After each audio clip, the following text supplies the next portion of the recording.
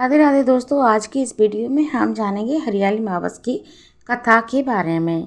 तो चलिए दोस्तों, सुनते हैं हरियाली मावस की कथा। एक राजा के बहू ने एक दिन मिठाई चोरी करके खा ली और नाम एक चूहे का लगा दिया। यह बात जानकर चूहे को बहुत ही क्रोध आया और उसने तय किया कि एक दिन राजा के सामने सच लेकर ही आऊँगा।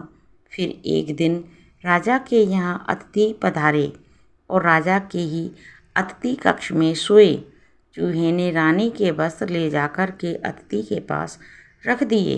प्रातःकाल उठकर सभी लोग आपस में बातें करने लगे कि छोटी रानी के कपड़े अतिथि गृह कमरे में मिले।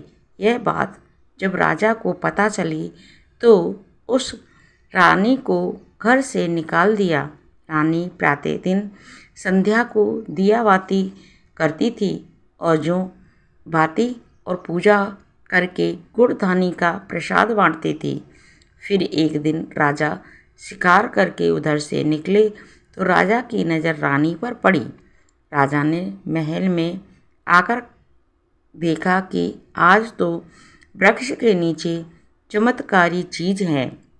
अपनी झाड़ के ऊपर जाकर देखा तो दिया आपस में बातें कर रहे थे कि आज किसी ने क्या खाया और कौन क्या है। उसमें से एक दिया बोला, आपके मेरे जान पहचान के अलावा कोई नहीं है। आपने तो मेरी पूजा भी नहीं की और भोग भी नहीं लगाया। बल्कि के सब दिए बोले, ऐसा क्या बात हुई?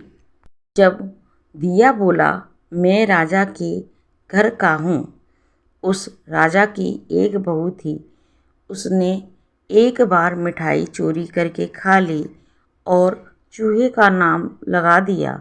जब चूहे को क्रोध आया तो रानी के कपड़े अतिथि गृह के कमरे में रख दिए और राजा ने रानी को घर से निकाल दिया। वह रोज़ मेरी पूजा करती थी, भोग लगाती थी। उसने रानी को आशीर्वाद दिया और कहा कि खुशी रहे। उसने आगे बताया कि रानी की मिठाई चोरी की वजह से चूहा ने रानी की साड़ी अतिथि कमरे में रख दी थी और बेकसूर रानी को सज़ा मिल गई। फिर सब लोग पेड़ पर से उतरकर घर आए और कहा कि रानी का कोई दोष नहीं था। ये सुनकर राजा ने रानी को घर बुलाया और फिर सभी खुशीपूर्वक रहने लगे। तो ये थी हरियाली मावस की कथा। आई होप आपको पसंद आई होगी। पसंद आई हो तो लाइक ज़रूर कर देना दोस्तों। ऐसी अगली नई वीडियो के साथ मैं फिर मिलूँगी। जब तक के लिए राधे राधे।